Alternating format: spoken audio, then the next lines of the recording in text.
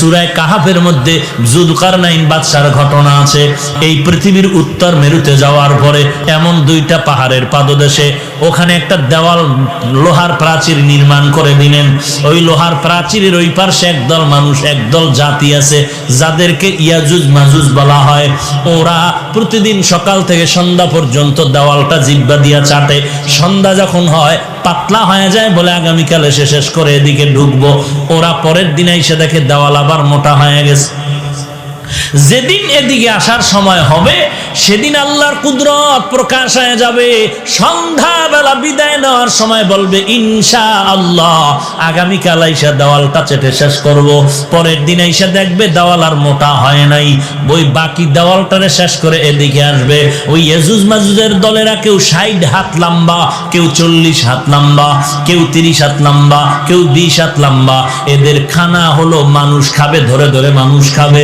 আজও পর্যন্ত কোনো বিজ্ঞানীরা পারলো না বের করতে ওরা কোথায় থাকে, কেমনে খায়, কেমনে ঘুমায়।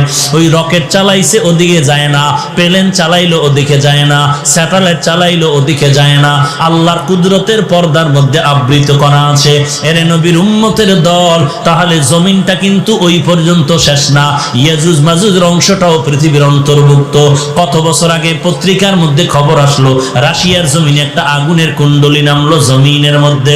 খবর পাইয়া প্রশাসনের লোকেরা অস্ত্র নিয়ে আগুনের কুণ্ডলীকে ধরার জন্য আগায় গেল। দেখলো আগুনের মধ্য দিয়ে কিছু মানুষ বের হইয়া রাস্তায় হাঁটতেছে, ধরার জন্য আগাচ্ছে। যত আগায় আগুন তত পেছনে যায়। যখন দ্রুত গতিতে আগাইল ওই লোকগুলো আগুনের মধ্যে ঢুকিয়া গেল। এরপরে হঠাৎ আগুনটা উপরে উঠিয়া গেল।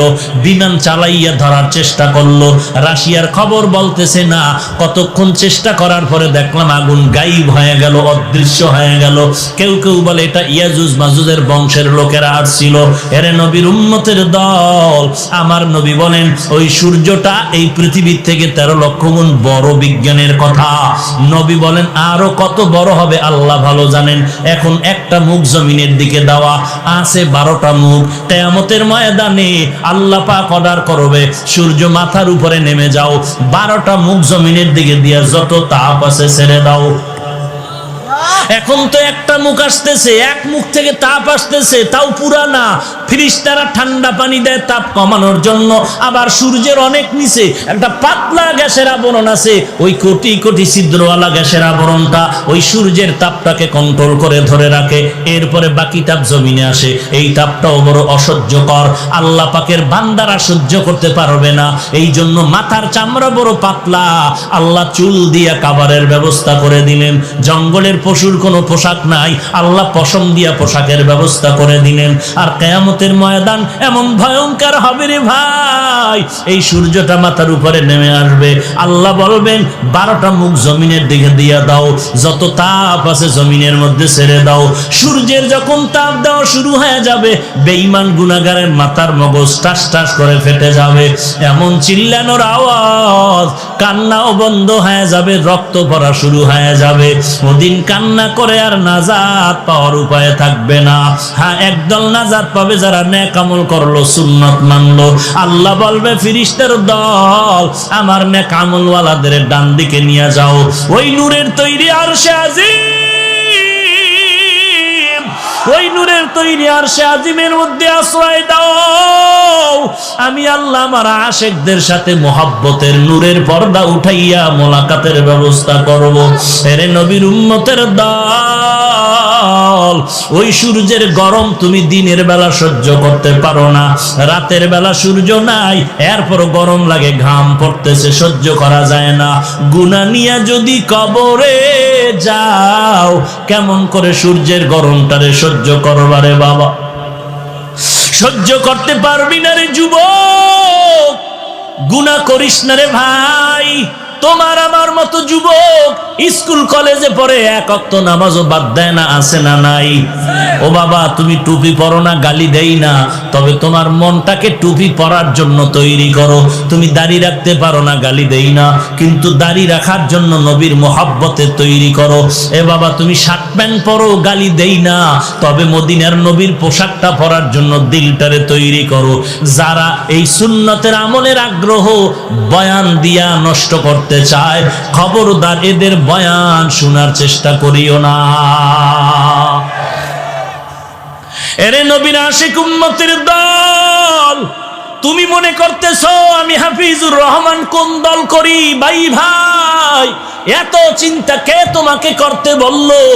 তুমি সব বাদ দিয়া দাও। কবরে গেলে কে কোন দলের লোক কোনো পরিচয় কিন্তু চাওয়া হবে না। দুনিয়াতে যেমন আসছিলাম সবাই এক। আপনারা কি লঙ্গি পরে আসছিলেন? সবাই কিন্তু একই অবস্থায় আসছিলাম। যাওয়ার বেলায় কিন্তু এক নাকি ভিন্ন? সবার কাফন হবে তিনটা, কালার হবে আলাদা। সবুজ রংওয়ালাদের কালার হবে সবুজ। তাহলে তুমি টুপির রং লয়ে কিলাকিলি করো কেন? এই মূর্খ, কিলাকিলি করো কেন? সাদা টুপি, সবুজ টুপি, কালো টুপি। তাহলে মরার কালে সবুজ কাফন পরে মর, মরণ কালে কাফন হবে সবার সমান, তিনটা কালার হবে কি? কথা কয় না, কালার কি সবার? তাহলে দুনিয়াতে আসাটাও এক, যাওয়াটাও এক, কালারও এক। তুমিও মুসলমান, আমিও মুসলমান, তোমার ধর্ম আমার ধর্ম এক, তোমার আল্লাহ আমার আল্লাহ, তোমার নবী আমার নবী এক, তোমার কোরআন আমার কোরআন এক, তোমার কাবা আমার কাবা এক। কবর হবে কি? নাকি তোমারটা 13 হাত লম্বা? না, প্রশ্ন হবে এক। তোমাকেও তিনটা প্রশ্ন, আমাকেও তিনটা প্রশ্ন করা হবে। তুমি কোন দলের নেতা, কোন দল করেছো, কোন পীর সাহেবের কাছে গেছো, প্রশ্ন করা হবে। সবার জন্য তিনটা প্রশ্ন। 1 নম্বরে রবের পরিচয় দাও, 2 নম্বরে ধর্মের পরিচয় দাও, 3 নম্বরে রহমাতুল লিল আলামিনের পরিচয় দাও। দুনিয়াতে যারা রবের সাথে জিন্দেগি চালাইলো তারা বলবে রব্বি আল্লাহ, আমার রব হলো আল্লাহ। যারা দুনিয়াতে ইসলাম অনুযায়ী চলছে তারা জবাব দিবে দীনি আল ইসলাম, আমার ধর্ম কি? ইসলাম। যারা নবীর সুন্নাত মানিয়ে চলছে তারা আমার নবীকে দেখা মাত্র বলবে হুয়া মুহাম্মদ সাল্লাল্লাহু আলাইহি ওয়া আলিহি ওয়াসাল্লাম। আর যারা দুনিয়াতে রবের সাথে সম্পর্ক নাই, যাদের সাথে ইসলামের কোনো দেখা নাই, যাদের বডির মধ্যে সুন্নতের আমল নাই, তারা তিনটা প্রশ্নের জবাবে বলবে হা হা লা আদরি, হা হা লা আদরি। আফসোস, বড় আফসোস, আমি কিছুই জানি না, কিছুই জানি না, বড় কপাল খারাপ। আল্লাহর অর্ডার হয়ে যাবে, ওরে ফিরিস্তা কবরটা জাহান্নামের আগুন দিয়ে ভরে দাও। একটা নয়, দুইটা নয়, 70 থেকে 99টা সাপ কবরের 2 পাশের মাটির চাপ। এরে নবীর উম্মতের দল, একটা বেতের বাড়ি কেউ হাতে দিলে ব্যথা পাই, সহ্য করতে পারি না। আর ওই কবরে গুনাহ নিয়ে গেলে মাটির চাপ কেমনে করে সহ্য করবা? ও মাধবপুরের মুসলমান, আল্লাহর কোরআনকে মিথ্যা মনে করিও না, নবীর কথাগুলোকে মিথ্যা মনে করিও না। আজকে তুমি নবীর তরিকা মানতে পারো না, অথচ নবীর আদর্শ দেখে কত হিন্দু মুসলমান হইতেছে, কত বৌদ্ধরা মুসলমান হলো, কত খ্রিস্টানেরা মুসলমান হলো। তুমি কেন পারবা না? আল্লাহর কাছে তওবা করো। আল্লাহ, এমন একটা কোরআন পাইলাম, ওই কোরআন সহিভাবে পড়ার তৌফিক দাও, ওই কোরআন সিনায় লাগানোর তৌফিক দাও, ওই কোরআন অনুযায়ী আমার জীবনকে চালানোর তৌফিক দান করো। নবীর সুন্নতের আমলওয়ালা জিন্দেগি আমাকে দান করো। এরে নবীর উম্মতের দল, যদি তওবা করার নিয়ত থাকে, গুনাহ নিয়ে আর কবরে যাইবা না। মুনাফিকি যদি না থাকে, গলায় ছুরি আসবে, মরে যাব, এরপর আর নামাজ বাদ দিব না, নবীর বিরোধিতায় টুপি ছাড়ব না, নবীর বিরোধিতায় মদিনার পোশাক বাদ দিব না, আর কোনোদিন মা বাবাকে কষ্ট দিব না, আর কোনোদিন আল্লাহওয়ালা আলেম ওলামাদের বিরোধিতা করব না। তওবা করার যদি নিয়ত হয়, খাঁটি তওবার নিয়তে 2 হাত আল্লাহকে দেখায়া দাও। আয় আল্লাহ, সবার হাত আপনি কবুল করে নেন। আয় আল্লাহ, সকলের তওবা কবুল করে নেন। তওবার উপরে মজবুত হয়ে চলার মতো তৌফিক দান করেন। আমাদের ঈমান আমল মজবুত করে দেন। আয় আল্লাহ, নবীর সুন্নাতওয়ালা জিন্দেগি দান করেন। বাংলাদেশে এত দামি দামি মজলিস হয়, সমাবেশ হয়, কোটি কোটি কোটি টাকা ব্যয় করে সমাবেশ, ভিআইপি বসার জায়গা, সামনে কত পুরস্কারের আয়োজন, ভিআইপি নাস্তার খানার আয়োজন। ওই সমস্ত দামি দামি মজলিসের এক বিন্দু কোনো সওয়াব নাই। আর আজকে মাধবপুর স্টেডিয়ামের মধ্যে বসার জায়গাটাও ভালো না, বিছানাটাও ভালো না, কিন্তু এই মজলিসটার এত দাম, বসার সাথে সাথে গুনাহ মাআফ। আয় বেরাদার, এই স্লোগান দিবেন না, আয় বেরাদার দূরে বাসা জিয়ারে বদ, ইয়ারে বদ বদ তোর বুয়াদ আজমারে বদ, মারে বদ তন হাতরা বর যা জানাত, ইয়ারে বদ বর জানে ইমানত জানাত, ইয়ারে বদ রদ তুরা সুয়ে জাহিম, ইয়ারে নেকু গিরে তয়া বিনাইম। স্লোগান দিবেন সময় মতো, যেখানে দিন ও ঈমান রক্ষার জন্য ডাক আসবে সেখানে ঝাঁপিয়ে পড়তে হবে, কথা ঠিক না? তখন মুসলমানের একটা স্লোগান এমন পাওয়ার, ওই স্লোগানটা দিলেও কোনো অস্ত্র লাগবে না, বেঈমান পালাইতে বাধ্য হয়ে যাবে। ভাইরা আমার, এমন একটা কিতাব আল্লাহ আমাদেরকে দান করেছেন, যে কিতাবের মতো কোনো কিতাব নাই। কেমন এক কিতাব! দুনিয়ার অন্য অন্য যত কিতাব দেখবেন ওই কিতাবের মধ্যে ভুলের কোনো শেষ নাই, আর আল্লাহ বলেন এমন কিতাব দিলাম যার মধ্যে ভুল পাবি দূরের কথা, ভুলের কোনো সন্দেহেরও অবকাশ নাই। এমন একটা কিতাব, এমন কিতাব যেই কিতাব পড়লেও সওয়াব, শুধু তাকাইয়া তাকাইয়া দেখলেও আমলনামায় সওয়াব। ই কালামে জিন্দা কুরআনে হাকিম, হিকমতে উলায়া জানাসতো কাদিম, বখা কুরআ কালামুল্লাহ বসনো কদিমাস্তি কদিমাস্তি নইনো। আমরা কাউকে ভালোবাসবো কার জন্য? আমরা কাউকে খারাপ ভাববো কার জন্য? আল্লাহর জন্য। কাউকে খারাপ ভাবা মানি কি? মানি হইল আল্লাহ যাকে ভালোবাসে না আমি তাকে ভালোবাসি। আল্লাহ কাকে ভালোবাসে না? যে তাহাজ্জুদ পড়ে,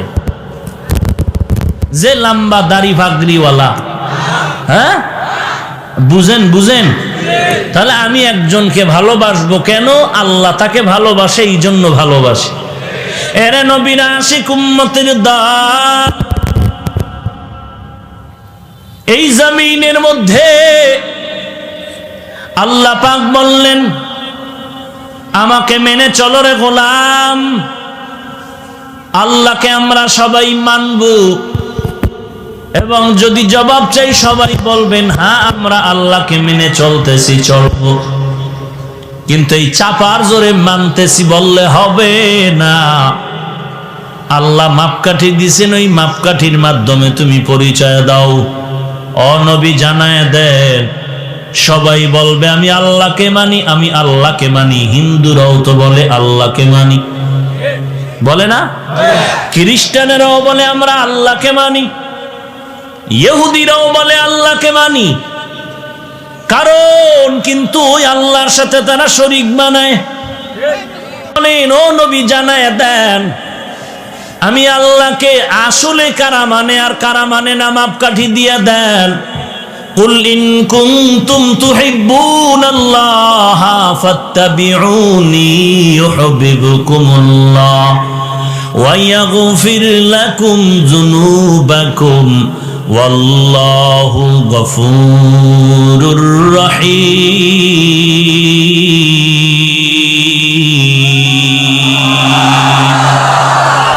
আল্লাহ তাআলা বলেন নবী উম্মতের বলেন যারা আমি আল্লাহকে ভালোবাসতে চায় তার মাপকাঠি হলো আপনি নবী।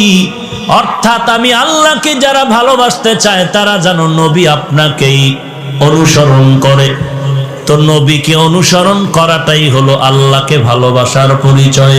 যে নবীকে মানে না প্রমাণ সে আমার আল্লাহকেও মানে না। যে আমার নবী মানবেন প্রমাণ হবে সে আল্লাহকে মানেন। ও ইহুদি ভাই, তুমি যদি সারা জিন্দেগি চিল্লাও আমি আল্লাহ মানি, আল্লাহ মানি, আল্লাহ মানি, তোমার কথা ততক্ষণ পর্যন্ত গ্রান্টেড হবে না যতক্ষণ পর্যন্ত দেখা যাবে না তুমি বলো নবী মানি। যদি বলো নবী মানি তখন প্রমাণ হবে আমি আল্লাহ মানি। মুহাম্মদকে মানি বললে হবে আল্লাহ মানা।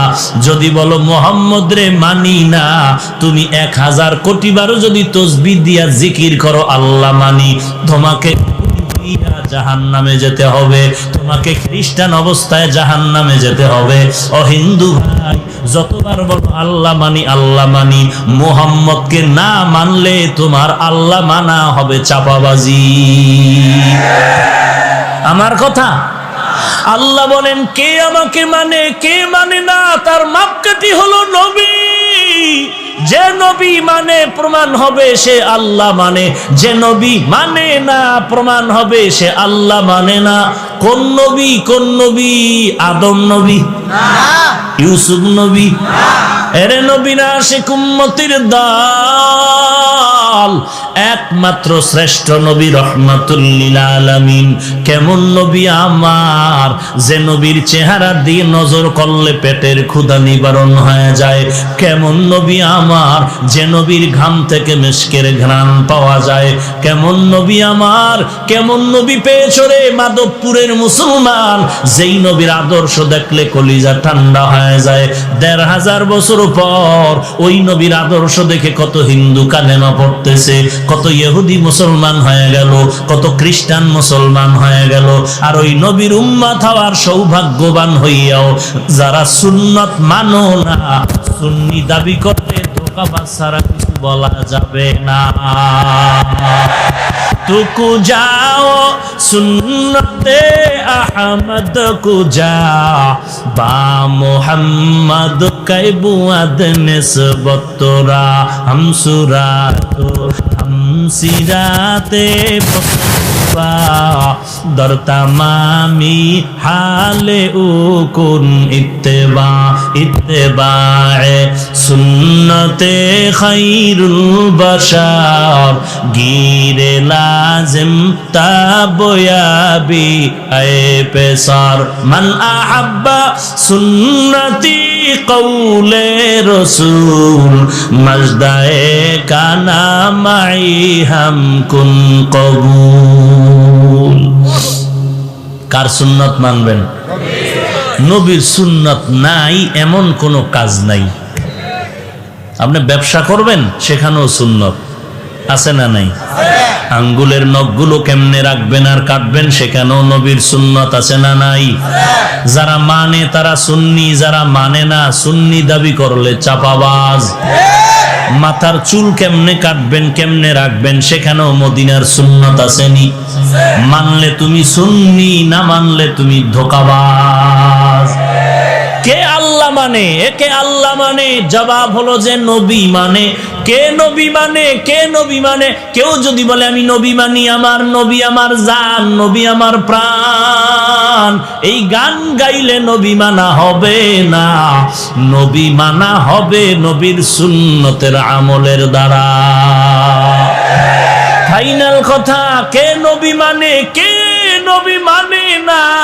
জবাব হলো যে নবীর সুন্নত মানে সে নবী মানে, যে নবীর সুন্নত মানে না সে নবী মানে না, যে নবী মানে না সে আল্লাহ মানে না, যে আল্লাহ মানে না বিনা হিসাবে জান্নাতি। কি যে নবী মানে তার প্রমাণ কি? বিড়ি টানে? কি মানতে হবে? নবী মানতে হলে কি মানতে হবে? সুন্নত। কার সুন্নত? قال ক্বালান নাবিয়্যু সাল্লাল্লাহু আলাইহি ওয়া আলিহি ওয়াসাল্লাম আলাইকুম বিসুন্নতি ওয়া সুন্নাতিল খুলাফাইর রাশিদিনাল মাহদিয়্যিন। উম্মতের দল, আমার সুন্নতের আঁকড়ায় ধরো এবং আমার খোলাফায়ে রাশিদিনের সুন্নতের আমল করো। যারা শুধু নবী মানে এই দল একদল আছে, নবীর হাদিস মানে সাহাবায়ে কেরামদের মানে না, এরে নবীর উম্মত, এরাও হলো নবীর দুশমন।